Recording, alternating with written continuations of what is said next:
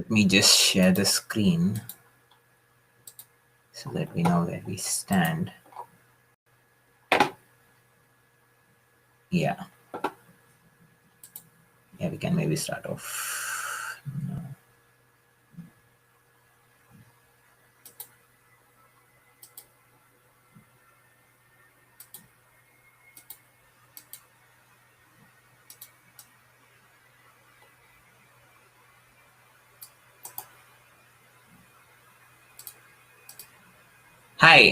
Hi everyone. Good morning, good afternoon, and good evening to whichever part of the world you are. Welcome everyone to today's session on end-to-end machine learning model building. So today we will be just a brief introduction for those unattended. We are this session is a part of our Machine Learning Bootcamp, which we are doing in collaboration with AI Engineering YouTube channel by Srinivasan Srivatsan.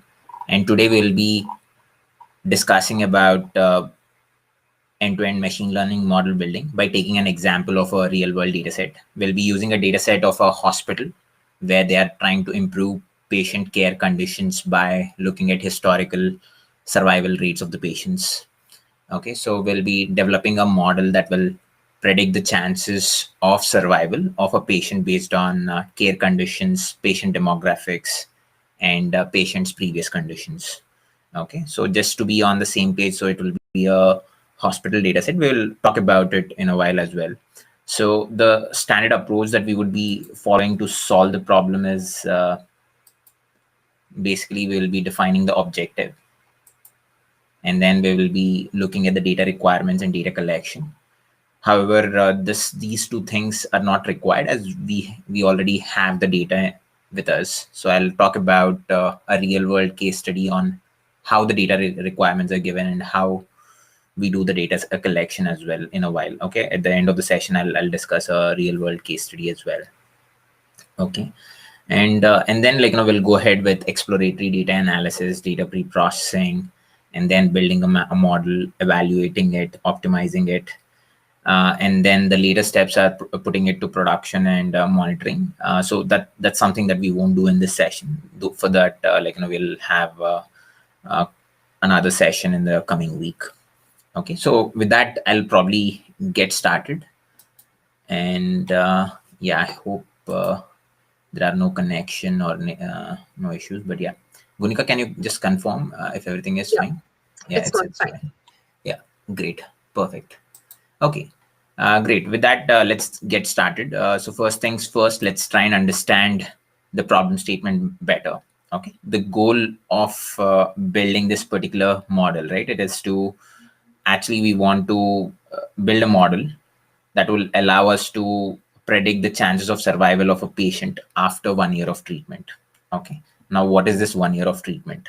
Okay. The data set that we will be discussing about, some of the meta information of the data set is anonymized owing to some privacy concerns. So for the sake of simplicity, let's imagine a cancer treatment hospital in the province of Greenland has been trying to improve its care conditions by looking at historic survival of the patient. Basically, they are looking at their data, but couldn't identify what are the main factors leading to high survival rates of the patients. Okay, and they have the following data dictionary. One is they have ID of the patient care situation. They have diagnosed condition, which says that the diagnosed condition of the patient, and they have ID of the patient. They have treatment with drugs. Basically, it says class of drugs used during the treatment. So basically, if someone is getting treatment with cancer, they might be given some drugs as well, right? So some medicine. So that's what they're talking about. And they're talking about the patient age, patient body mass index, and they have also given a data whether a patient is a smoker or a non-smoker. They also have the data of whether a patient stays in a rural area or a urban area of the country. Okay, and they have also given some previous conditions. Basically, they have given the condition of the patient before the start of the treatment. Okay, and also so it's actually this variable is split into 8 columns: A, B, C, D, E, F, Z. And also there is an additional column called as number of previous conditions, okay, which is a summation of these 7 columns basically. And there comes our target variable, that is survived 1 year. Okay, if the patient, basically that states that if the patient survived after 1 year or not. If it is 0, it means that the patient did not survive, and if it is 1, that means that the patient has survived. Okay, now that we have these data points, our objective is to basically, let's presume that we are the best data scientists out there in Greenland, and the hospital has hired us to solve this particular problem. Now it is our responsibility to develop a machine learning model that will predict the chances of survival of a patient after 1 year or not. Okay, so we need to predict whether, given the data points of a patient, our machine learning model would predict whether a patient would survive or not after a year based on their conditions and medications that the hospital is using. Okay, so yeah, and with that, let's do some hands-on session. Let's get into the hands-on side of things. So we already have a notebook. Okay, I'm sorry, I'm just scrolling up. Okay, so first off, we already know what we want to do. We know the objective. We have the data, and we also have the data set, right? So first and foremost, we'll be loading all the libraries that we would need for running this analysis. Okay, first off, we'll be having pandas, numpy, matplotlib, seaborn, and sklearn, and the model evaluation metrics that we might want to use. We'll be loading all those libraries so that we don't get any errors when we try to run such things. And then we try to load our data.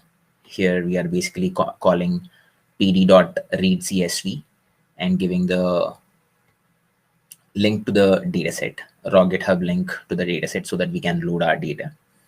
And first and foremost thing, we are trying to explore the dataset, right? So what we have done here is we have used the method.head and try to check what all data points our data has.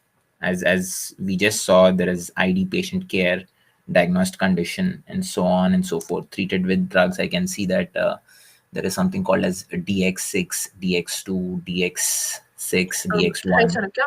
Can you please zoom in a bit? Yeah. Yeah, so it will reflect in 10 seconds on YouTube. So I zoomed in. So yeah, it should be fine. Yeah, great. Okay. Yeah. And coming to patient age, right? So we have a column name called as patient age. And yeah, where we are having the age of the patient. There is body mass index.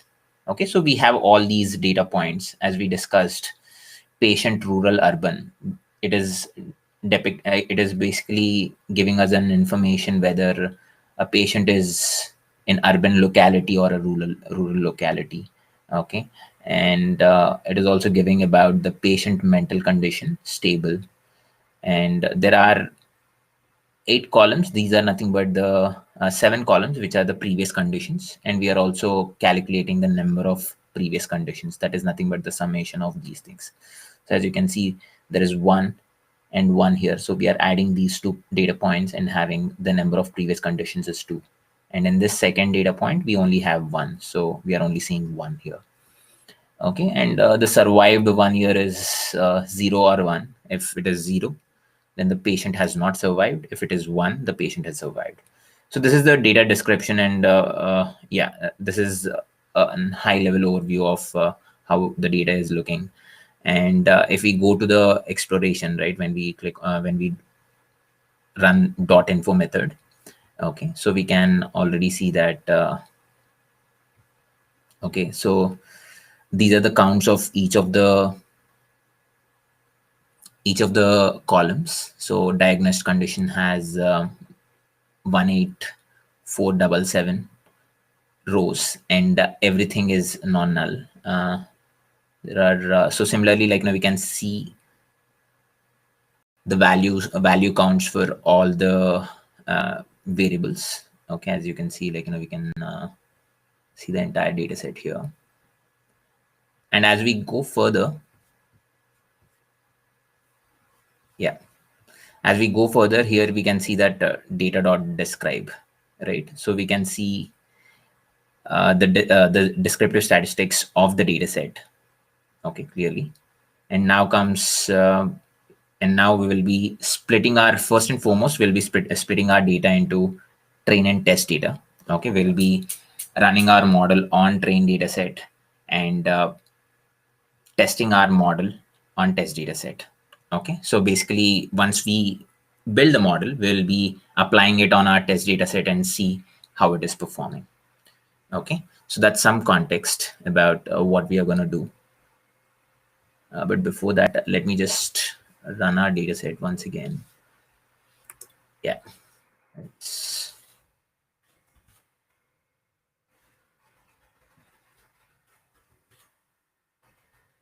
There are in total 23,097 entries. And out of which, so for these values, right, A, B, C, E, F, Z, we can see that there are some null values because the total count is 23,097, whereas here we have 21,862 or so. Okay, so there are some missing values for sure, which we will be treating in the next iteration. Okay, when we are doing the data cleaning. So coming to the training and testing split, right? So first and foremost, we will split our data into train data set and test data set. Okay, and we'll be building our model. So we'll be keeping the test data set completely separate. We won't touch it. Okay, and we'll be building our model on the train data set. So let's do that. First and foremost, we are splitting in our features and target variable. Here our target variable is survived 1 year, so we are putting it as Y, and all our input features are going to capital X. So this is where we'll be feeding all our input features. And then in the next iteration, what we are trying to do is we are basically splitting our data into train and test, and that too we are giving a test size of 0.2. That means that our train data will have 80% of the data, and our test data will have 20% of the total data set. And if you look at it, so there is another thing that we have used that is called as random state. Random state is used more for reproducibility of the results. So for example, if I'm running this particular piece of code, I should get the same train and test data set, and you should also get the same train and test data set, right? So that it is consistent all across. So in order to be to make it more consistent, the shuffling more consistent, we'll be using random state. And coming to stratification, right? So stratification, so what happens is if we look at the problem, right, it's we are predicting whether a patient has survived or not. It is 1 or 0, which means that it's a classification problem. So what happens is typically in some of the classification, some classification problems do not have a balanced number of examples for each class. Okay, when I say balanced number of examples, let's say if you have a sample of 100 data points, and let's say you have let's say 100 t-shirts. Okay, out of those 100 t-shirts, 90 t-shirts are of large size, and 10 t-shirts are of medium size. Now in this case, if we look at the examples, 90 of the t-shirts are medium and 10 are only uh, 90 of them are medium, and the remaining 10 are large, right? So there is a huge class imbalance in this case, because 90 are medium and 10 are only large. So there is a huge variation, right? So similarly, when there is a huge class imbalance, that's where what we try to do is we try to stratify. I mean, we try to split the data set using a stratification method, something called as a stratified sample splitting. Okay, so that we maintain the proportion of the data set. So that will allow us to preserve the proportion of the examples for each class label. Okay, when we use this stratification splitting. So that's some context. And I think we have also played around with this fraud detection data set, which is also kind of imbalanced data set. So yeah, even there, we would want to maintain that proportion, and that's where we would be using the stratification. Okay, so that's some context on train and test split. Okay, and after that, what we will do is we will do the data pre-processing and explore the data as well. Okay, now we are trying to explore xtrain.head, and we are trying to see, yeah, so basically we have already split the data set, right, into train and test, and now we are exploring the train data set. Okay, so again, we try to check how is our data set looking. So as you can see, like, we have fetched the entire first 5 rows of the data set. And after that, we are also trying to check the xtrain.info, right, to check if there are any null values or not. Okay, as we can see, there are some null values here, A, B, C, D, E, F, Z. There are definitely some null values. Okay, so there is some missingness. We need to fix that missingness, and we also get to see the type of the data set. That is, there are some integers, some objects, some of the data points are float. So we'll also go through it in detail in next few minutes. So our observations are, there are 18,477 observations divided into 17 columns. Okay, and there are some missing values in the data set, definitely. As you can see, this is 18,000, whereas this is 17,000. So there is definitely some missingness. And let's also look at the distribution of the target variable, right? Our target variable is survived underscore 1 underscore year. So let's look at it. So in order to do that, we just need to use this particular piece of code from yeah, so basically we need to use it from Seaborn library. Okay, so don't worry about the code. Code is very simple, and as data scientists, we don't really need to worry about the the frameworks. All we need to do is we need to understand the process and how effectively. So it's data science is all about solving a problem with the help of data in a scientific way, right? And in the process, if you have to build new frameworks, or if you have to use some other tools, let's say R or Python or anything of that sort, you should be prepared to do that. Okay, and code is something that you can easily Google and get it. So don't get too much into the code side of parts. Anyway, like, we will share this code with you. So we are using a Seaborn library here to understand the distribution of the target variable. So as we can see in the train data set, the people who survived are considered as one. And as we can see, 12,000 patients, close to 12,000 patients, right? They have survived. And close to maybe somewhere between 6 to 8,000, they have not survived in the train data set. So it's almost a proportion of 1:2, or like, maybe 1.2:2, I would say, because it's slightly above 6,000, and it is slightly the number of people who survived, that is one, slightly below 2,000, 12,000. Okay, so the ratio would be around 1:2 or 1.2 or 1.3:2. So we don't really need to treat the class imbalance. However, I would always recommend you to experiment and see if it really changes the result. So feel free to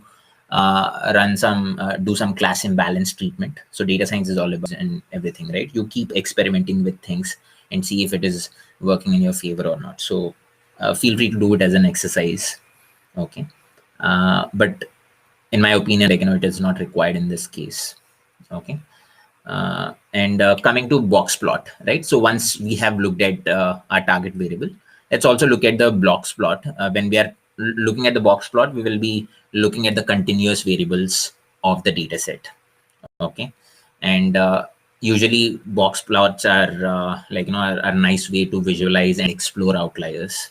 I'm not going too extensively into the outlier treatment at the moment, but we'll discuss about it. So with this piece of code, as you can see, we are only picking those variables: diagnosed condition, patient age, patient body mass index, number of previous conditions. So we have only picked those variables which are numeric in nature. Okay, so and then we are trying to check their representation of the box plot. Okay, so how do we know whether they are numeric or categorical, we can simply look at .info, or probably we can also look at this data, right? Dot head. With dot head, we can simply say, okay, ID patient care, there is a diagnosed condition. Okay, treated with drugs is a categorical variable. Patient age is a continuous variable. Patient body mass index is a continuous variable. Patient smoker is a categorical variable. Why is it a categorical variable? Because it says it's yes or no. Okay, it's a category.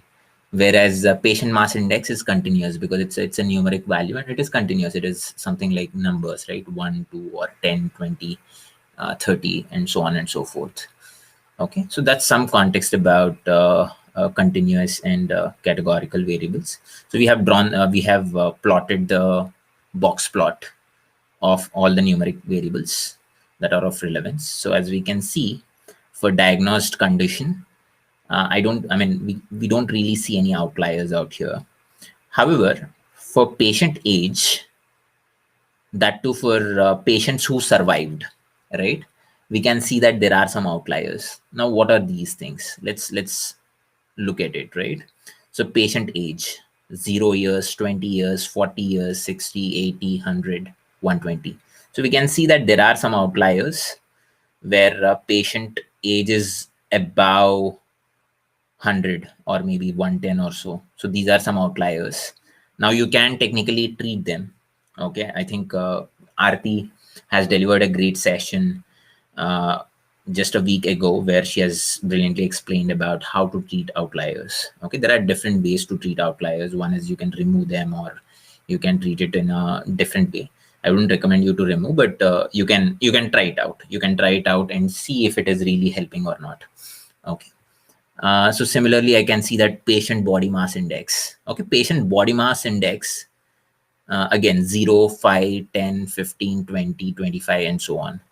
So technically, I think there is a cutoff value for patient body mass index. So as data scientists, right, so we should also understand each and every data point very well. So let's try and search what is minimum value for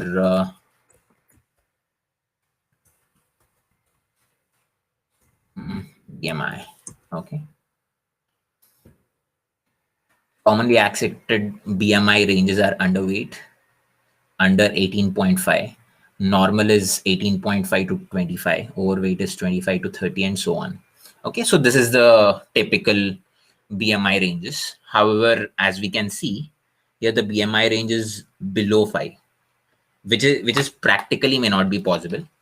And also, if I look at it from a subject matter expert, if I look at it as a doctor, maybe it doesn't make sense, and I'll probably recommend to remove these values or treat them so that we fix those values. Okay. So I'll leave it to you on the outlier treatment because you have extensively done it in the previous session by Aarti. So I'll leave it to you guys. Same with the number of previous conditions and all. Okay. So with that, I'll probably let you people do the exercise to treat outliers and see if it improves the performance or not on the overall model building part side of things. This exercise, you can take it later, okay, for your self practice. Okay, and then what we also did is we plotted a correlation matrix. Okay, to check if there is any correlation between these numeric variables. We can see that there is very minimal correlation. So yeah. And then now let's look at the categorical variables. So far we have looked at the numerical variables, right? Let's look at the categorical variables too. And first and foremost, yeah. Hi, Chanukya. Sorry to interrupt. There are a lot of questions about why we first split up the data and then handle the missing values. So maybe you can go over it once again, just give an explanation about why we did so. Yeah, so typically, right? So generally, whenever we perform some analysis, we try to so this is something that is widely talked about, where we try to basically we keep our test data out of the entire model building process, right? Otherwise, if we expose it in the model building step, So it will also lead to some what you call data leak. Okay, there could be a potential data leak, and you might end up giving your model, giving information about your test data to your model, right? So that would also increase biasness and all. Again, I'll talk about this extensively in a while at the end of the session. So yeah, I'll definitely address this. Yeah. Okay. Okay. Yeah, I'll do that. But yeah, I'll add it at the end why it is being done this way. Okay, in the industry, so what you do is basically you split the data, train and test, and you don't touch the test data set. Okay, so you religiously don't touch it, so that you're not really taking any information from the test data set into your model building process. So if you are doing that, there will be an information leak which will eventually lead to bias, and when your model is exposed to a very new unseen data set, right, it will go bonkers. Okay, so again, I'm not saying like it will have a huge impact. Okay, the impact may or may not be imminent. We'll discuss that later. Okay, so yeah, that's some context. Again, coming to box plot, right? Okay, just give me one moment.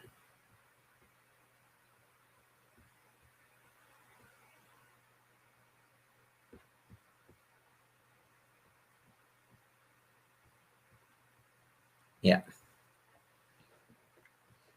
so now finally we will be looking at our categorical variables too. Okay, xtrain. So here we are basically doing trying to check if there are any null values or not. Okay, in our xtrain data set. So here, as we can see, that there are 12 null values for treated with drugs, and for A, B, C, D, E, F, Z, we have some 995 missing values. Number of previous conditions too, we have 995 missing values. Now, how do we treat these missing values? Okay, 95 missing values, number of previous conditions. Yeah. Now, how do we treat these missing values? So as we look at it, coming to treated with drugs, right? It's a categorical value variable, and for categorical variables, it makes more sense to go with mode. Okay, so in this case, what we are trying to do is we are filling this missing value with mode. Okay, and similarly, the remaining variables, right? A, B, C, D, E, F, Z. They are also categorical variables, and we are just filling them with mode again. Okay, and coming to, yeah, so that's how we have filled the data, fill the missing values, and now we are left with number of previous conditions. So this is another variable that is we are left out with. Technically, this is a number of previous conditions is a numeric variable, so it makes more sense to go with mean or median. Okay, or the other way of doing it is we can simply add A, B, C, D, E, F, Z, and the summation will be the number of previous conditions. Okay, so that is another way of looking at it. However, like we have treated it here with mode for simplicity because we have already treated all these variables with mode. So technically, it will be the same. However, we will change the code later where we will show the summation. Why are we even doing this? Because this is something that is already described in the data description, where it was told that previous condition, number of previous condition, is nothing but the summation of A, B, C, D, E, F, and Z. So it is nothing but the sum of all these variables, right? So we have treated them with mode. So technically, the value for this also will be mode. So that's why we treat it with mode. But however, you can change it to the summation of all these variables. Okay, we'll change the code later on that particular bit. So that's how we have treated this missing value with mode as well. Okay, so that's some context about how we tried to treat missing values in this data set. Okay, now let's look at it further.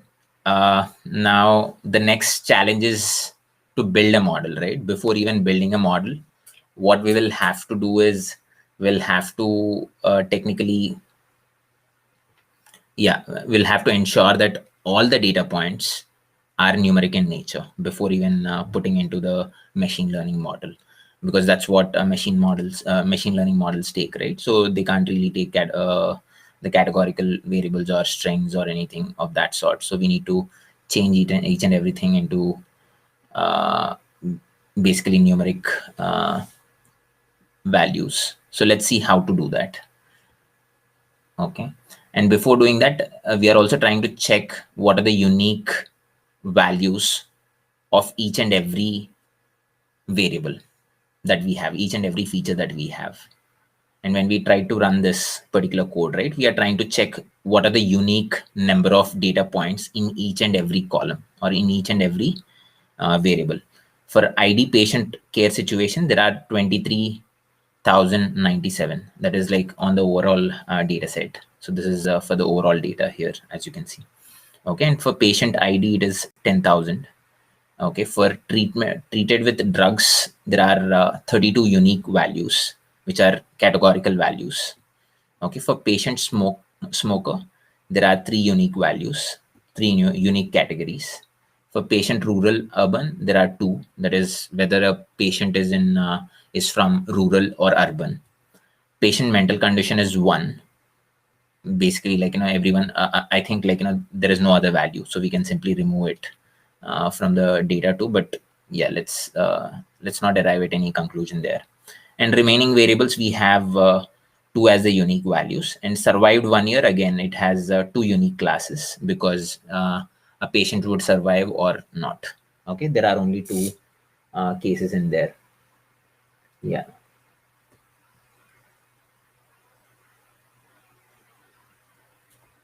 Yeah, so that's some context. And then yeah, and coming to treated with drugs, right, as we can see, so whenever we have more than whenever we have more classes, right, what we try to do is we try to go with this technique called as one hot encoding. I think this is something, again, like we have discussed in a data preparation session, where we generally go with one hot encoding, where when we have nominal data points, okay, which has no order. Okay, so coming to patient smoker, so there are 3 categories, right? We can technically go with one hot encoding, and it would create two more new features. Okay, so technically there will be 3 features for patient smoker, and similarly for patient urban, it will also one hot encode, and it will create another additional feature, and so on. But coming to treated with drugs, right, there are 32 variables, 32 unique categories. And if we do one hot encoding, it will additionally create 31 new features, right, which is massive.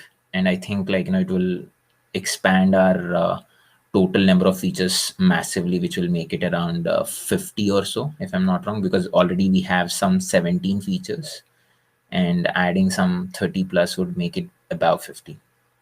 Okay, before we dive deep into it, let's understand what is one hot encoding, right? So for example, let's take this example where we have 2 columns, ID and color has only 3 categories, 3 types of colors, that is red, blue, and green.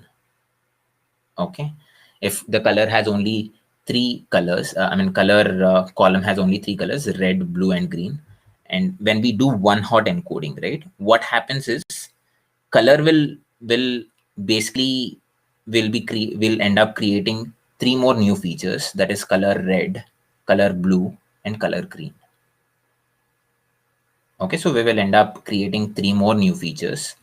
And what will happen is, when there is red, it will give you 1, and when there is no red, then it will give 0. So in this particular case, color red is 1, because in this particular row, for the ID 1, there is red color that is already allocated here. So that's why it is 1. And color blue and color green are 0. Similarly, for when we do one hot, and when we are going to the second cell, right? Second row. The color red is marked as 0, and color blue is marked as 1, and color green is marked as 0. Why? Because the second cell is attributed as blue, and so on and so forth. So for green, again, like, you'll only see that color green feature has 1, and remaining the rest of the features are categorized as 0. Okay, so this is what one hot encoding is, and we technically use it for nominal data without any order. Okay, basically here there is no order, right? Red, blue, green, you don't have any order. However, if you are talking about let's say college grades, okay, someone who is getting an excellent grade is probably, like, put on top, right? And there will be something called as A grade, B grade, C grade, D grade. So it has some order. Okay, whereas in here there is no order for colors. Okay, so there is no specific order. So in such cases we use one hot encoding, and when there is some order, then we go with ordinal encoding or label encoding. That's something that's not required in our case. Okay, so for all these features, right, which have more than which have 2 or more categories, we will go with nominal encoding, or basically we will go with one hot encoding. Okay, and coming to treated with drugs, there are 32 unique entries. Okay, unique categories. We will see how to solve it. Okay, either one way of approaching it is we just go with one hot encoding and create 31 additional features. Okay, that is one way of going ahead with it, but there might be some other optimal way, right? We will see if there are any optimal ways. Okay, so there is definitely an optimal way, as we can see here. Okay, so what we are trying to do is we are separating all the strings and treated with drugs by a space, and we can easily, like, identify that there are only 3 drugs that the patients are given: dx1, dx2, dx3, and dx6. Okay, so these are the 6 different types of drugs which are being given to patients. So a patient is under a medication, and they might get 1 drug or 2 drugs or 3 drugs, or a combination of more, right? So this is the total unique values of that particular category treated with drugs. So dx6 drug is given to 6,861 people, dx5 drug is given to so many people, and so on. And a combination of dx1, dx2, dx3, dx5, and dx5 is given to 3 people. So these are the total value counts of each of those combination of drugs. Okay, now what we are trying to do is we are trying to create unique entries of these drugs, of individual drugs, that is dx1, dx2, dx3, dx4, dx5, and dx6. Okay, so what has happened is, instead of having one single column for a combination of drugs, what we have done is we have created 6 new features, and each having dx1, dx2, dx3, dx4, dx5, dx6.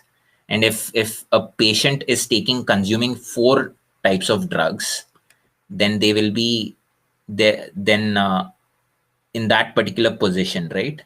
If they are taking, let's say, dx1, dx2, dx3, then it would be somewhat like this. Okay, dx1 will be shown as 1, dx2 will be shown as 1, and dx3 will be shown as 1. Okay, and for this particular cell, this particular patient is taking a combination of dx1 and dx3, and for this particular cell, this patient is only taking dx5 drug, and these two patients are only taking dx6 drugs.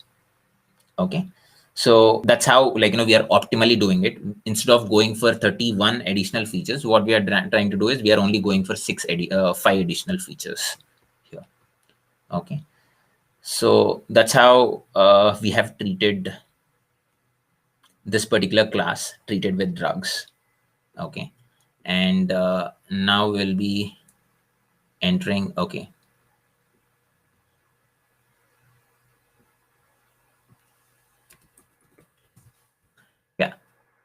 we'll be going to, yeah, so we are done with this, right? So we are basically done with treated with drugs, and now the practical next step is to go to the, okay, just give me one moment. I think I can't see Gunika in there. Yeah.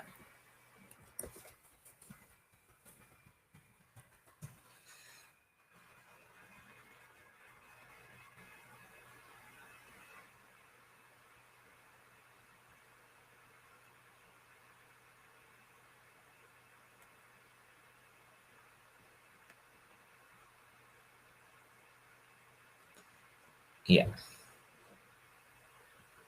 Yeah, I think she's back. Yeah. Sorry for the trouble. Yeah. So now that we are done with one hot encoding for treatment with treated with drugs variable. Now we'll be going to the rest of the variables. Let's say, like, we have patient smoker. Okay. Here we have again, like, we have three different categories. Okay. Whether no, yes, and cannot say. Okay. So coming to no means that the patient is not a smoker. When they say yes, that means that the patient is a smoker. And when they say cannot say, they don't know whether a patient is a smoker or not. Okay, so that's the third thing, that the third category that they have. So what I've done here is I have considered cannot say as no. Okay, which is the maximum value of the three categories. Okay, so I can still keep the category, but for the simplicity to reduce the number of features, I've just gone with no for the moment. Why did we even do it? Because we are just going with the mode of these three entries. So that's it. Okay, you can still keep it the same. There is no harm in it. But this is one way of optimizing the total number of features. But yeah, again, if a subject matter expert says that okay, this is extremely important class, then we will retain that. However, here I don't really see much prominence. Okay. And now coming to patient mental condition, it has only one category. Okay, so technically it won't add much value to your model, because each and every entry in the data set is the same. Okay, it is a stable condition, so we will drop that. Okay, and with that, it will leave us with these data points. Okay, with these bunch of data points. And now what we are trying to do is we are also doing one hot encoding for patient smoker and patient rural urban as well. Okay, and we are trying to check we are trying to see our data set, how it looks like. Okay, and yeah, that's some context. Okay, now we don't have any null values in our data set because we have treated each and every null value. At the same time, we have also converted all the categorical variables to numeric variables. Okay, so in total, right now we have 23 columns. Earlier we used to have 17 columns. Now we have 23. Okay, and also there is no missingness. As you can see, each and every uh, column count is 18,477. Okay, so yeah, with that, so with this, like, we are done with the data pre-processing or data cleaning of our trained data set. So we'll be applying the same steps to the test data set too. Okay, so that this way, like, we are not really spilling any information between train and test data. Okay, so we have done exact same steps of missing of like, filling the missing values, or converting the categorical columns to numerical columns and everything. So we have taken the exact same steps. And why did we even do this splitting in the first place, right? Training and testing data set, so that we don't really spill any information. Okay, between while we are modeling, we don't want to spill any information of test data set into train. Okay, I'll give you an example here. So for example, if we are taking the entire data set and trying to treat missingness, so what will happen is you are basically, let's say, like, we are taking a particular variable. Let's take an example of age. Okay, let's imagine age has some 20% of missing values, okay, on your entire data set. So in that case, what we will do is we will probably we will probably fill the missing values with the median of age, right? So we are taking the entire data set mean, okay, and we will be feeding that, will be filling the missing value with the mean of that entire column of patient age. Okay, and then after that, if we split the data set into train and test, technically we are already passing some information of test data set into train data, because we have done the splitting after imputing the values. So technically you are passing some information which can lead to some bias. I'm not saying it will definitely lead, but just to keep the sanity in place, we have done the train and test split separately right at the beginning. Again, there is people even do it otherwise also, where they try to split the data set after cleaning the data, let's say after filling the missing values and doing all sorts of things.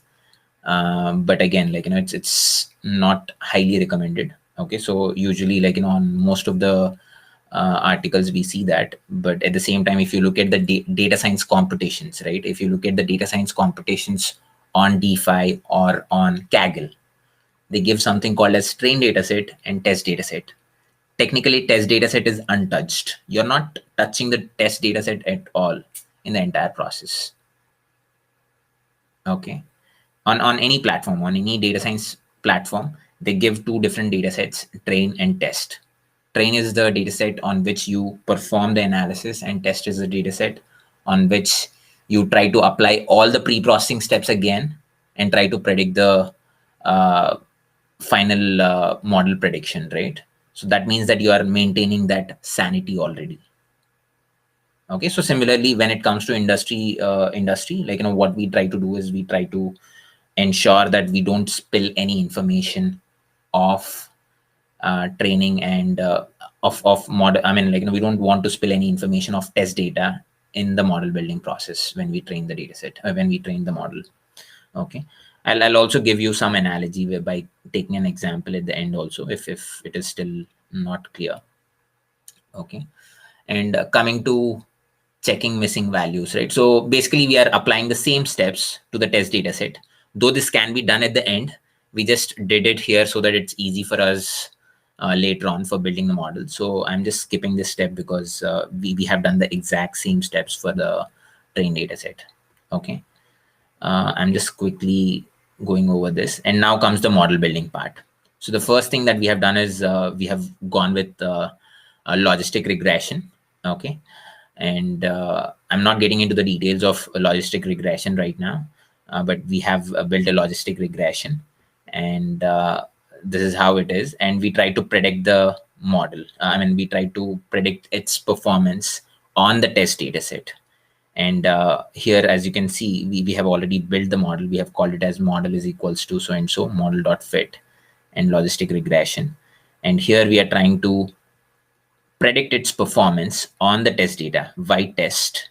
Okay, and and on the new test data. Okay, so we are trying to predict it on the test data, and the performance is 78.78. The F1 score is 0.78. And similarly, we have also built another model, a random forest. Okay, for random forest, we have basically taken some parameters as well: random state, n estimators, and maximum depth. These are some things which we have taken randomly, but we can also optimize. I think we have also already discussed that in Raviraj's session, where he has shown how to tune the hyperparameters, right? So we have also added that code on how to tune it. We'll talk about tuning in a while. Okay, and we have built a random forest classifier, okay, by using these parameters. and try to evaluate on our test data. And when we are trying to evaluate on our test data, the performance was 0.82. Okay. And now comes the third step, that is we have used random forest and Boruta. Okay, Boruta. What is Boruta in the first place? This is something I'm sure, pretty much most of you might have heard for the first time, but some of them who have attended the previous boot camp, data science boot camp, might be well aware of this particular feature selection method called as Boruta. So I'll quickly go over what is feature selection and explain what is feature selection and feature importance. Okay. So as you can see, right now we have close to 23 variables, right? 23 features. Okay. Basically, there used to be days where people used to use linear regression aggressively, and even now, there are some industries who still use linear regression. Okay, and those are the gone days where you have only 5 features to fit your linear regression model. Okay, and now coming to the modern data sets, right? If I talk about fraud detection data set, there will be hundreds of variables. Okay, and if I'm talking about our current data set, there are 23 features already. And if I would have gone with the treatment with drugs as pure one hot encoding, it would have bumped our total number of features to 57 or so. I mean, it will be beyond 50. Okay, so a data set would have 50 or more features, and we might be dealing with millions of observations, right? Okay, right now we have only 20,000 or 30,000 observations, but we might also be working with millions of observations when we are talking about fraud detection data set or e-commerce data set and so on. Okay, and in such a complicated case, if you are feeding all the features, it will be extremely computationally expensive. When I say computationally expensive, it will take a lot of time to run your model, and it is not very optimal. Okay, and you don't know whether all the variables that you are feeding into your model are appropriate to be sent to the model or not. So in order to solve that, in order to understand whether a particular variable or a feature is extremely important to your model or not, there are two techniques that we have. One is feature importance and feature selection. Okay, where we try to select only a set of features that are extremely important as per these techniques, and we feed them into the model. Okay, and it is also much optimal because we are not really dumping each and every variable out there. Okay, so that's some context about feature selection and feature importance. Basically, feature importance refers to techniques that assign a score to input features or features based on how useful they are in predicting your target variable. And coming to feature selection, it is a process where you automatically or manually select features which contribute most to the target variable. Okay, so where you are selecting features that are contributing heavily to your target variable, that is called as feature selection. And again, there are different ways of selecting features. Okay, I'm not getting into the details of what are the different types of it. We have another tutorial around it. We will definitely pass on that tutorial and also learning material to you. Okay, and so coming to features, right? Features and target variable, I think you pretty much know about this. So I'm just, for the sake of simplicity, I'm just taking the iris data set, where the objective is to predict which species a particular flower belongs to based on sepal length, sepal width, petal length, and petal width. So you are basically predicting which species a flower belongs to based on these features. Okay, and when it comes to feature importance, right? As I said, it gives a score to each and every feature based on how useful they are in predicting the target. So when we put all these features into the feature importance technique, or what technique, it basically gives the importance of each and every feature. Here it is saying that, okay, petal width is extremely important, and petal length is the second most important feature. Sepal length is the third important. Sepal width is the fourth. So this is how it is categorizing when it comes to feature importance. Okay, and coming to feature selection, right? Okay, so in short, feature, so basically with the help of feature importance scores, you will try to perform feature selection. Okay, so what feature selection does is, so here we already know that sepal width is not that important. So feature selection, be it like, there can be manual or automatic processes. So in the case of manual process, what we'll do is, hey, sepal width is not that important because my feature importance score is not that great for sepal width. So that's why I would go ahead with selecting only sepal length, petal length, and petal width as my features. Okay, so this is a manual way of selecting features and performing your model. Okay, and now, why do you even need feature selection?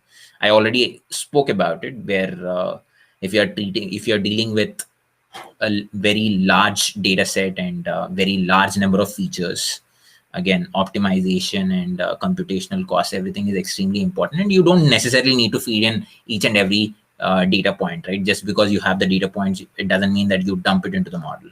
You need to learn as a data scientist and know which features are important for to solve a particular problem. And also there will be something called as curse of dimensionality. I'll probably leave it here. The curse of dimensionality is nothing but, let's say, like, you have a big cricket ground or a football ground, and you have uh, put your keys somewhere. If you have thrown your keys somewhere in a particular football ground, and you are given a task to search that particular key, okay, in a single playground. Okay, so you will still be able to search all around and manage to find it somehow, right? But however, even that, it's very difficult. However, if you are given, like, there are 10 playgrounds and you randomly threw your keys somewhere, and you don't even know in which playground did your key fall into, and you are asked to search, then it is like extremely difficult for you to search for your keys, right? Because you have to go and check in the first playground, and then go to the second playground, and then go to the third playground, and so on, which is extremely difficult. So that's an analogy where the searching becomes very difficult because there are many dimensions. So similarly here, there is, when we talk about dimensions are nothing but features. Okay, so we try to keep it minimal, and, like, try to optimize that by keeping into a picture of the optimization, and also yeah, and also the computational cost into picture. We want to keep it as small as possible. And why feature selection? One is it removes irrelevant features, and it increases the performance of the models, makes the training faster. Okay, because you have less features, your training becomes super fast. It's easier to build, easier to understand. Why is it easier to understand? If I say that, like, there are 50 variables, and the importance of this particular variable is this, and it is reacting this way, it's extremely difficult, right? Whereas if I have only very limited features which are talking about the importance of a particular problem, then it's much simpler to explain, it's much simpler to interpret, and it goes well that way. And it's also easier to debug. Okay, so that's some context about why feature selection is required and what are the benefits. It reduces overfitting, it improves model performance, it reduces training time. Okay, it's more to do with optimization, costs of basically computational costs and others. Okay, and coming to setting up of experiments, right? So you have the data set, you split it into train data, test data, and then pre-process your data, and that's where you also apply feature selection in between. Okay, if you have, let's say, I'm just taking a toy example here, there are 6 features and we are applying feature selection, and after feature selection we only have 4 features. Okay, and you try to build various models on top of it and try to evaluate it, and then expose it to the, and then predict your performance on the final test data. Okay, so that's how you can technically do. So coming to feature selection, right, you also need to apply on your this thing as well. Yeah, and today we'll be talking about Boruta. Okay, now what is Boruta, right? Boruta is a feature selection technique, which is one of the recent and most advanced feature selection methods that I had used, and also It's pretty popular, and it comes in very handy when you are dealing with large data sets. Okay, so Boruta follows this all relevant feature selection method, where it captures all features which are in some way or the other relevant to the target variable. Okay, so technically the feature selection techniques prominence is nothing but you need to select apt features from a bunch of features, right? So all you need to do is you need to build an algorithm or a technique in such a way that you want to capture those features that are extremely important to predict your target. So that's the main objective. So in this case, what Boruta is doing is it is following an all relevant feature selection method, where it captures all features which are in some way or the other relevant to the target. Now, how is it doing is something that we need to understand. Okay, we'll see, like, how it is doing. So let's say, like, again, here we have taken a very toy data set which has three variables. Let's say age, height, three features: age, height, and weight, and we are trying to predict the income. Okay, this is a pretty bad example, but again, like, let's just take it as an example for the moment. Okay, we are taking these features: age, height, and weight. Okay, and we are trying to predict the income of an individual. Okay, so merely consider this as an as a toy example. Okay, and now what does Boruta do? Okay, so what Boruta does is, firstly, it adds a randomness to the given data by creating shuffled copies of all the features. What does it mean? Okay, so basically we have age, height, and weight as our features, right? And we know that our target variable is income. Okay, now what Boruta is doing is it is creating some shadow features. Okay, so basically it is creating a synthetic data of age which is called as shadow age, and it is also creating a synthetic variable of height which is called as shadow height, and shadow weight. Okay, so you're duplicating your data. Okay, so firstly, it adds randomness to the given data set by creating shuffled copies of all the features. In other words, basically it is creating the duplicates of your data set and also shuffling the values in each column. When I say shuffling the values in each column, that is nothing but you're shuffling the values in, let's say, shadow age. Okay, you're shuffling the values of all the age column within it. Let's say, like, 51 is appearing here, whereas it is appearing here now. Okay, so you're just simply synthetically creating it and you're shuffling within the column itself. Okay, and then it trains on a random forest classifier on the new data set. Okay, right now I'm just giving an example of random forest classifier because that's what we'll be using in the example. However, it also applies for XGBoost and other algorithms too. Okay, then it trains on random forest classifier on a new data set and applies the feature importance measure to evaluate the importance of each and every feature. Okay, and also it will see whether, okay, I'll just show you that. So basically it is throwing, I mean, like, it is putting into a random forest classifier and it is trying to predict the feature importance of each and every feature. When I say each and every feature, it means that your original features as well as shadow features that are newly created by Boruta, which is nothing but synthetic features. Okay, and that's where, okay, that's where, like, there is a magical statistical score called as Z score. Okay, so I'll probably not get into the mathematics side of Z score. Okay, uh, so what it does is, like, at each and every iteration the algorithm compares the Z score of shadow features and the original features to see if the original features are performing better than shadow features or not. Okay, as you can see here.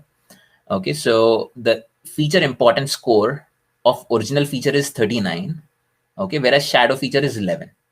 Okay, and the feature importance score of wait, let me just check if I can zoom in. Zoom.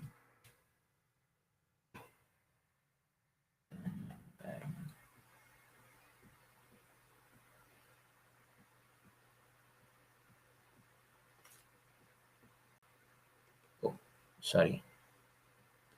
Okay, I think it's better if I explain it this way. Okay. So basically, if we can see here, so it is giving feature importance score for each and every feature, including the shadow feature. Okay.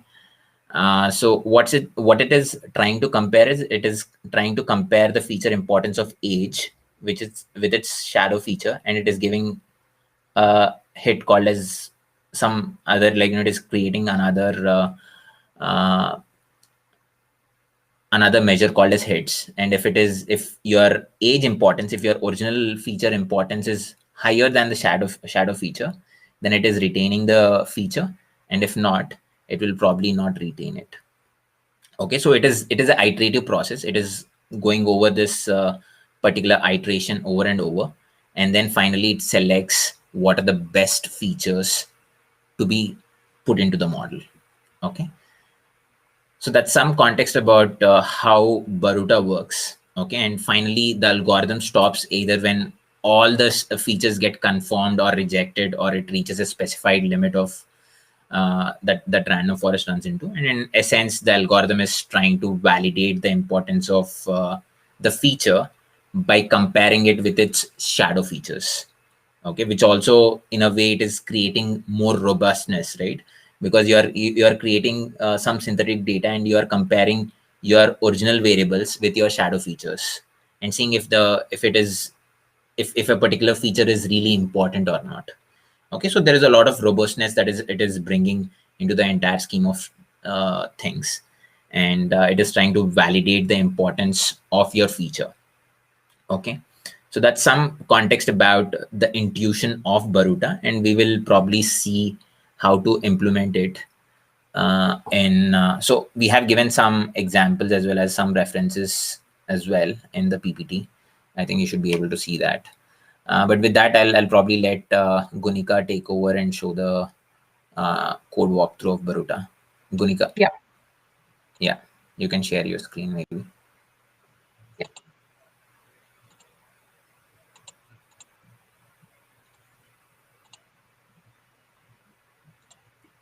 Is it visible? Yes, it is visible. Yeah. Great. Yeah. So currently we have a number of features here. So we have diagnosed condition, patient ID, patient age, and a lot of other features.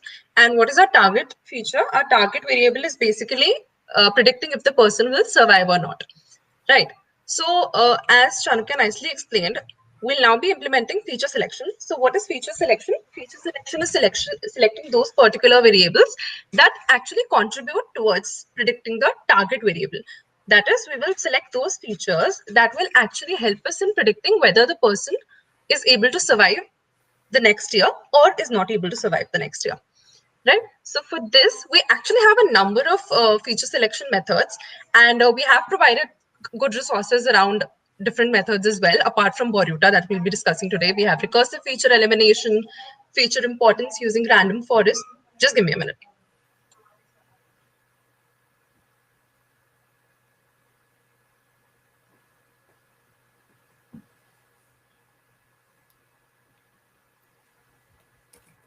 Yeah. Sorry for the disturbance. Okay. So we were here. We'll be trying out feature selection using Boruta, which is a feature selection technique. So it is basically an all relevant feature selection method. So other methods that are most usually present, usually what they do is they try to eliminate as many features as possible that do not contribute towards predicting the target feature. But what Boruta does is it includes all the features that might have some importance, even very low importance, in detecting the target feature. So it by default, it uses random forest, although it works with other algorithms as well. So first of all, you need to install Boruta. It does not come pre-installed into the Collab notebook. You can install it using pip install Boruta. Pip is just a package manager in Python. And then you can import it. Even after installing, you need to import the package. So you can import the package from Boruta, import Boruta Py. Okay, now we come to building the actual making the actual feature selection process possible. So for that, we'll follow the steps. Like we'll first train a very baseline classifier. That is any classifier that use all the features in the data sets. So basically that we have created earlier. Then we will identify the most important features using the feature selection technique, that is Boruta in this case. And using those particular features that will be selected by Boruta, we'll be creating a new model. So let's get started with that. First of all, we are creating a general random forest classifier. You might have done that in the past, like a very normal random forest classifier with a random state of 1. You can use any random state. Then we have n estimators. N estimators is basically an argument which specifies how many decision trees our random forest utilizes. And we also have a maximum depth of the tree. Then we are creating a Boruta selector. For that, inside the Boruta pi brackets, we are first passing our model that we've just created. So we just created a random forest classifier. We'll pass that. Along with that, we are selecting n estimators as auto. That is, it will automatically select the number of trees. Verbose is nothing but just for displaying purposes. That is how much information it will print to us. And random state, as usual, is just for the duplication purpose, or for example, you're able to get the same results as your friend got. Now that we have created a Boruta selector, we'll fit it using our data. So what Boruta needs is basically a NumPy array. It accepts that only. It does not work with usual data frames. So we'll be passing our usual data along with our labels here. So as you can see, what is happening? You can see that it's iteratively performing a lot of steps. So initially, in the first iteration, it has not confirmed any features. For it, it does not know right now if any feature is important or it's not important. And it has kept all the features as tentative. So we had 22 features initially. All of them are tentative for us right now. Then we go on, we have a number of iterations here. And slowly you'll see that it has started confirming some features and it is rejecting some features as well. So we have 17 features confirmed here and it has rejected 3 features, which means those 3 features are not at all important in predicting our target variable. And we also have some tentative features here. So that keeps on going. You can see it has about 100 iterations that it can perform, or it can even stop before 100 if it is able to confirm or reject all the features and there is no feature in tentative. So here we're only performing the 100 iterations. And in this, at the end, we have confirmed that the 18 features are important, 3 features are rejected, and 1 is tentative. So that is also not selected at the moment because it was not as important as it was not selected within the 100 iterations that we performed, right? Okay, so now we'll be seeing what all features our Boruta selector has selected. So for that, checking the selected features, we have a support method. So what it does, it returns true if that feature is important, and it returns false if that feature is not important. Again, we have another method that is ranking. What it does, it assigns a rank to each of the features. So as you can see, there are a number of ranks. We have a number of ones here. We have some 2, 3, 5, 4. What is happening is only the features that have a rank of 1 will be actually important for our model, and only those features will be selected. The rest of them will be rejected. So getting the number of features using n features, we get to know that there are 18 significant features for our model. Now let's visualize it better in the form of a table. We are representing the same data, the same output that we got earlier in the form of a table now. So we have created a data frame in which we are seeing which all features has it actually selected. So we have the data frame here in which it says the diagnosed condition is important. Is the patient a smoker or is it not is important. Then some of these DX 6, 5, 4, 3, 2, 1 are important.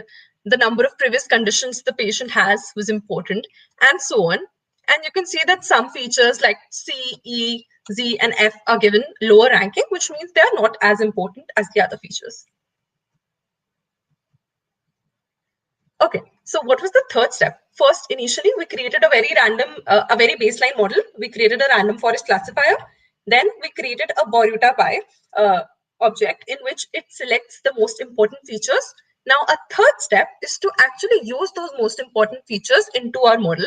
So what we're doing is we're creating, these variables are basically for storing the data.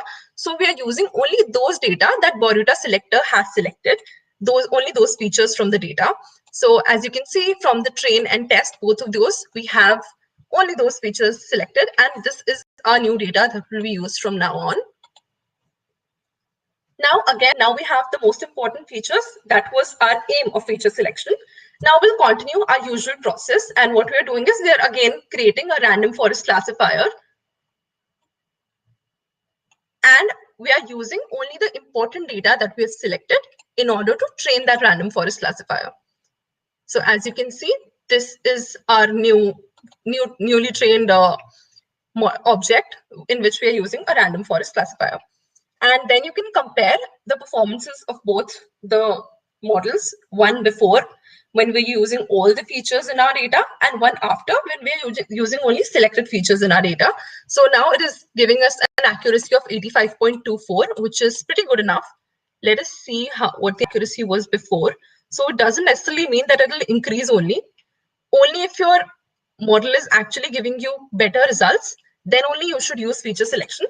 So for example, or maybe if you're computationally, you have low resources and you want to reduce the number of features, then also you can use it. So as we can see, we have 82.42 FN score here, 0.824, and we have the FN score of 0.852 here. So we have seen some improvement, and thus we can keep this model, which consists of lower number of features than before. Yeah. So do we have any questions around this, Chanukya? So far, no. No, I guess. I think, yeah. Julian, Tanmay, and Ravi have already addressed it. So, yeah. Okay. And someone is asking, should we do scaling the features before feature selection generally? Yeah, it'll be nice. I think like there's no set steps as to if the scaling should be done before or after feature selection, but definitely like scaling, performance scaling before might have been better. Yeah, yeah. So scaling should be yeah. It's better if we do early on, but yeah, it shouldn't really impact much. But yeah, so yeah, you want to add something, or are you? I'm done with feature selection part. Do you want to take over for the hyperparameter tuning? Yeah, sure. Okay. So thanks, Kunika. So yeah, so I'll quickly go over the hyperparameter tuning part. I think this was already covered in the last session, but just to give you some more context, right? So we tried to run the fourth experiment. So the first experiment is with logistic regression, and the second one is with random forest. Third one is with random forest using feature selection method with the help of Boruta. And the fourth is where we are using hyperparameter tuning. Okay. So yeah, in this hyperparameter tuning, we have only, we were using a grid search CV method, and we were taking into consideration of three parameters: bootstrap, maximum depth, and an estimators. Okay. And we are using a random forest classifier. Okay, of course, there are many other parameters related to random forest. We are right now like only considering these three parameters, and you can play around with many more too. Okay, and we tried fitting it using grid search CV, which basically allows us to identify what are the best parameters, so that we know, okay, here there are two combinations of bootstrap, right? True and false. Maximum depth is 5, 10, 15, and estimators is 500 and 1000. That is nothing but 2 into 3 into 2. That is 12, if I'm not wrong. It is a combination of 12, and these combination of 12 parameters.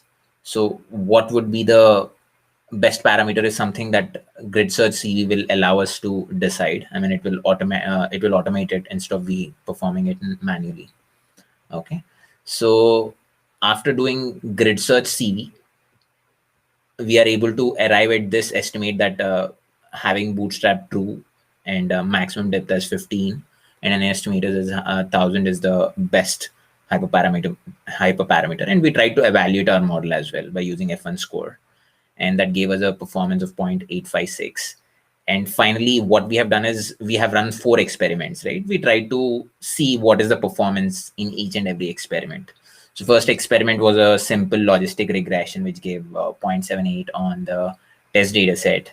Okay, and random classifier, forest classifier gave 0.82, and Boruta with random forest gave 0.85. Hyperparameter tuning, it gave 0.856. So it's all about experimentation, right? We keep experimenting, and we try to improve our results and go for the optimal approach that is in the best interest by taking different circumstances into perspective. But yeah, that's some context on the overall model building part. This is a real world data set, and that's how uh, typically, like, there are numerous steps in terms of data pre-processing, right? As we can see, like, the data is a little more complex. Actually, like, if we take a step back and look at the original data set, right, it will be way more different. We'll talk about how the data requirements are given and how data is collected. If I have to talk about it, first off, someone has to be concerned. So in this particular case, right, in the case of hospital who is wanting to improve their what do you call it? Yeah, in this case, basically the objective is to the hospital wants to improve their patient survival rates, improve their patient care conditions, right? So first off, someone has to be, where does this problem actually start, or where does this entire notion of who has to solve this problem, or how this problem even exist, right? How did it even come? First off, there should be someone, I mean, like, maybe the leadership team of the hospital or the doctors or the administration has to be concerned about this problem, that they need to improve the patient care conditions. And who could this be? It could be leadership team or doctors or administrators of the hospital. And now the second thought is, they need to have this thought that they want to solve this problem objectively than going with some subjectivity or opinionated approach of specialists, which might lead to bias in the way you solve the problem, right? So basically they need to arrive at this conclusion that they want to take a data driven approach to solve this particular problem, so that they can arrive at a meaningful conclusion, because it is impacting the patient care conditions, right? So that is extremely important.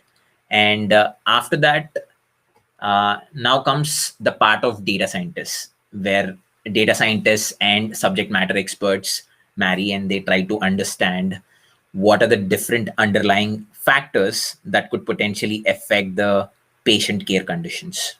Okay, so the subject matter experts, when I say subject matter experts, it could be doctors, it could be someone who's working at the hospital who understands about the patient care conditions thoroughly.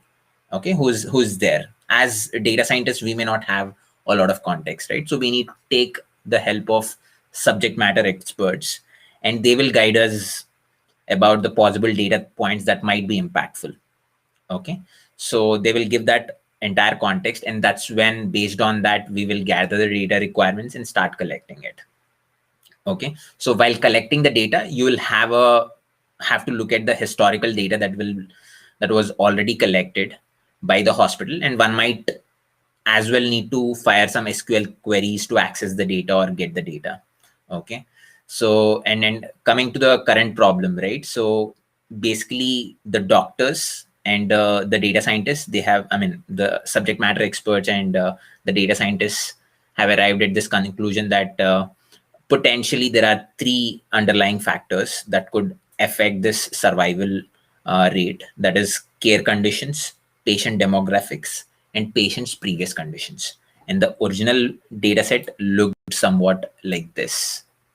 Okay, it looked somewhat like this. It has I mean, it was pulled from three different tables in the database. One is patient care condition, where you have only ID, diagnosed condition, ID, patient, tested and survived year, after 1 year or not. And there is something called as patient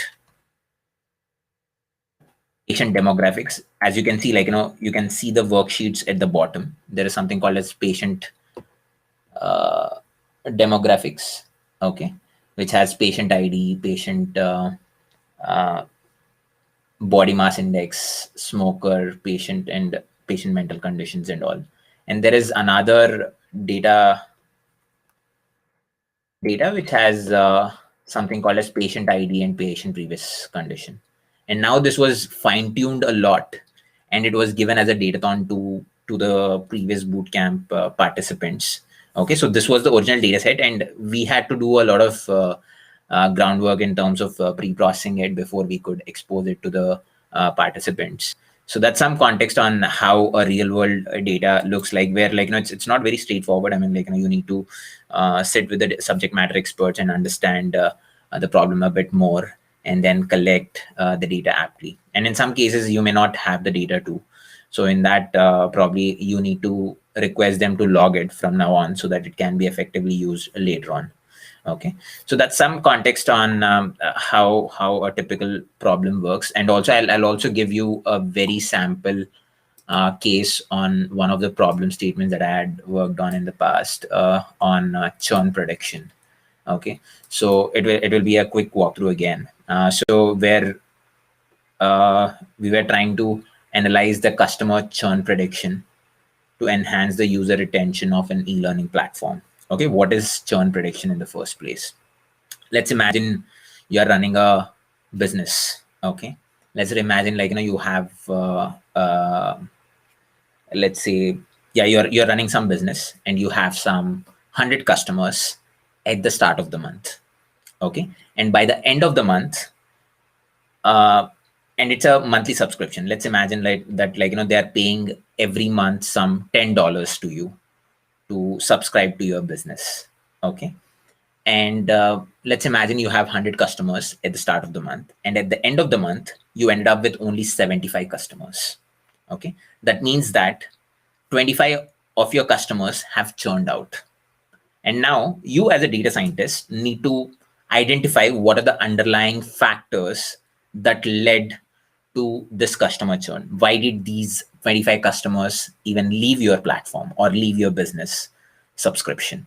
So this is the problem statement that you need to solve and understand as a data scientist. So this was a problem statement that was there where had to work on a customer churn prediction. Okay, that too, here I have given a very nice example of where like it's a subscription model where they are paying. If they are not paying, that they are not subscribed to your business. So it's easy to identify whether a particular person has churned or not. Whereas in the case that I worked on, it's a free platform. It's a free e-learning platform. Okay, like DPhi is a free e-learning platform, right? Similarly, like it is a free e-learning platform, and to identify whether a particular person has churned out or not in itself is a very big challenge.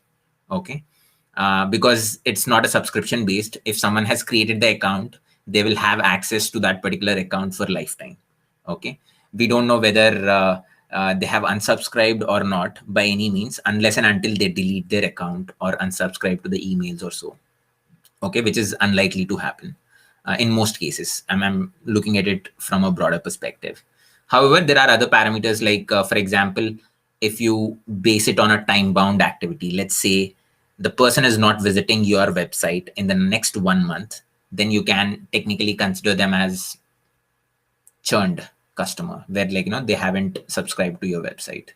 Okay, if they're not active on your website, then consider them as churned user.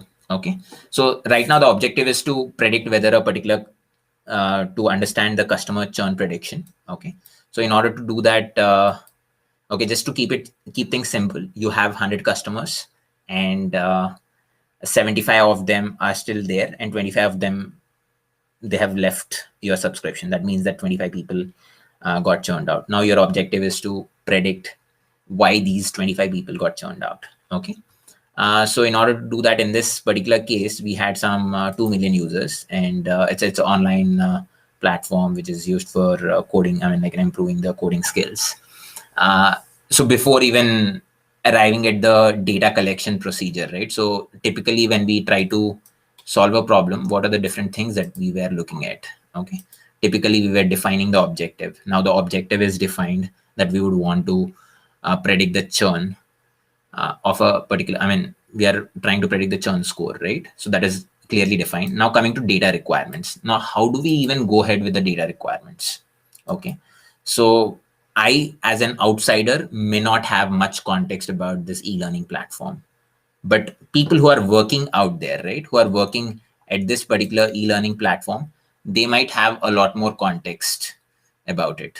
Okay, so you will have to talk to different people, let's say the product team or the technology team and also the marketing team. Okay, so you will try to talk to different stakeholders as a data scientist and try to gather as much information as possible as you can. And then you will basically, what you will try to do is you will try to after getting all the context from different sections, you will try to collect the data.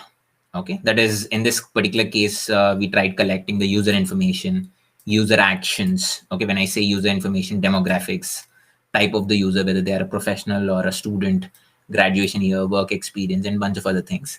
And user actions, whether they are solving the problems or not, where they are participating in the challenges or not, and whether they are using some features or not, what are their ratings, rankings on the platform, and bunch of other things. Okay, so these are the different data points that a data scientist along with the this e-learning platform team will be able to come up with these data points, and they start collecting the data. Okay, and that's where, like, we try to define what is a churn. You also need to define what churn exactly means, right? So as I said, like, since it's a free learning platform, we need to define what churn is exactly about. In the previous case, in the previous business case, I just told that if they stop paying for your service, that means that they're churned customer. Whereas in the case of free learning platforms, users who have not participated or submitted any code on the platform in the last 1 month are considered as churned users. Okay, so that's the thing. And basically, as I said, like, the objective is to analyze the characteristics of churned and non-churned users and build a churn prediction model. And how will it help? It helps understand the hard truth about the customer retention, and it will also probably help you engage your audience better, right? If you know why they're exactly churning out, you will be able to cater them better with probably better content, or probably uh, better platform. If they're not liking the platform, you will probably improve your platform or do something else, right? So those are the different data points that you might get as a outcome of this exercise.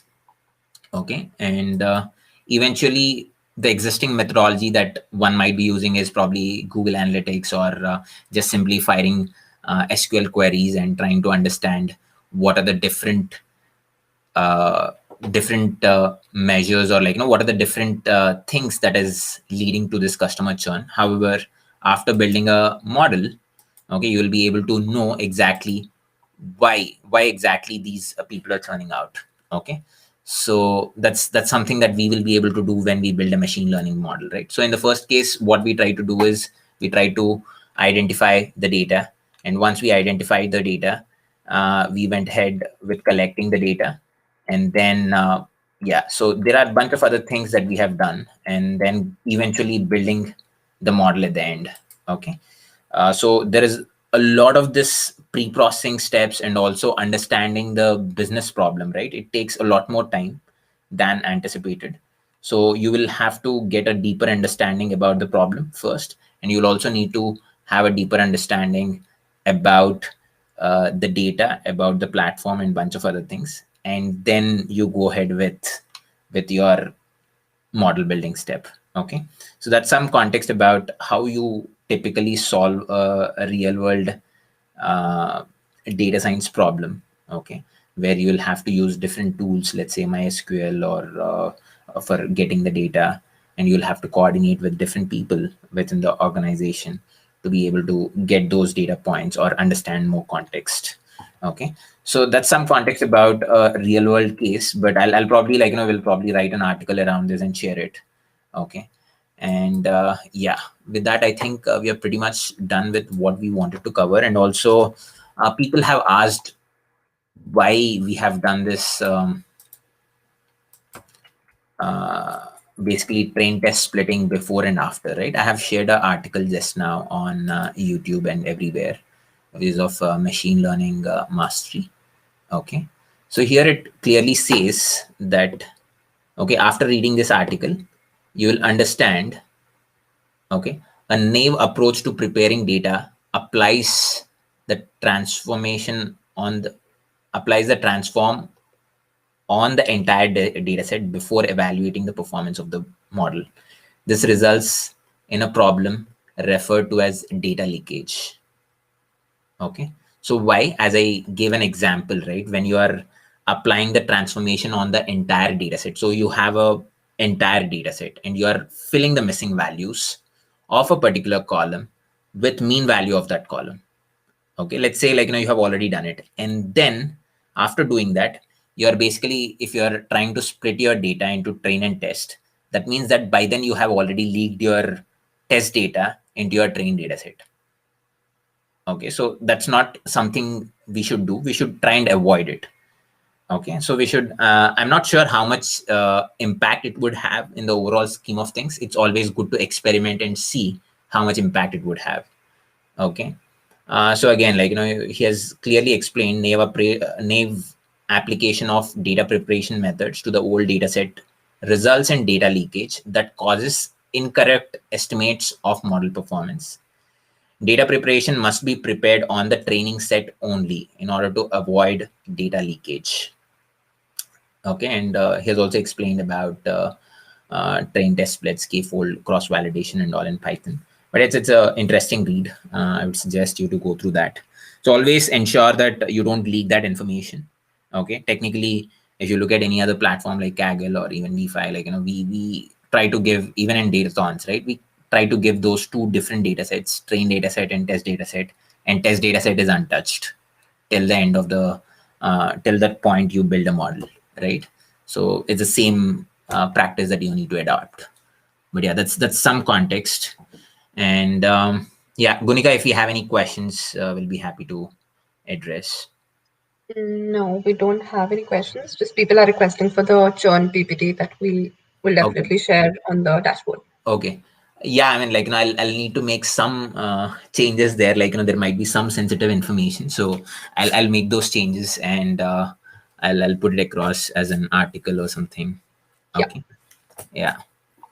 So yeah, I think that's pretty much. And also for those right, who are looking for assignment and all, please go through dashboard, and then you'll find your machine learning bootcamp, and in here you'll be able to see the assignments. Okay, so please try to finish your assignments on time so that you are able to get your to complete the boot camp and get your certificates.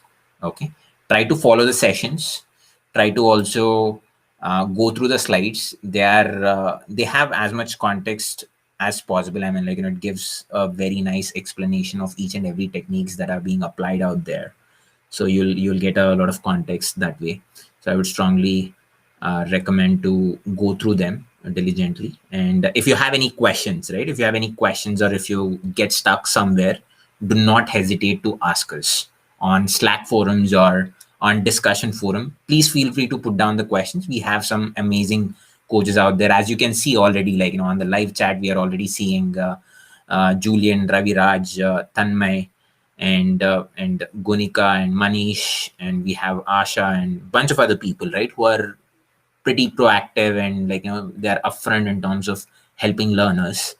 And I would strongly recommend you to make most of this boot camp, and also make most of the coaches that we have around who are extremely knowledgeable and who have this passion and who wants to give back to the community by contributing as much as possible and by sharing their knowledge, right? So that's extremely important. And with that, I think I'm pretty much There done. is Yeah. one question. Yeah. How can we compare these feature selection techniques to PCA and ICA? Okay, PCA and ICA, right? Okay, that is a different tangent altogether. I'm not a okay. PCA is slightly outdated right now. Okay, principal component analysis. So what happens in PCA is, so for example, I have these. Let's say we have some 17 columns right now, right? So in PCA, what happens is these 17 columns are then transformed into totally new features, which can be 3 new features or 4 new features or whatever it is. They're called as PC1, PC2, and PC3. So you're technically you're transforming your entire data, and you in the process you might also miss out some important information. So PCA is slightly outdated right now. It's not being used in the industry for sure. So yeah, it's kind of it is also a dimensionality reduction technique, but not so much important in the industry right now. Yeah. Yeah, I think that is all. Yeah. Thanks, one and all, for patiently listening to the session, and I hope you'll submit your assignments on time and also complete the bootcamp successfully. And thanks a lot, to all the coaches out there. Yeah, take care.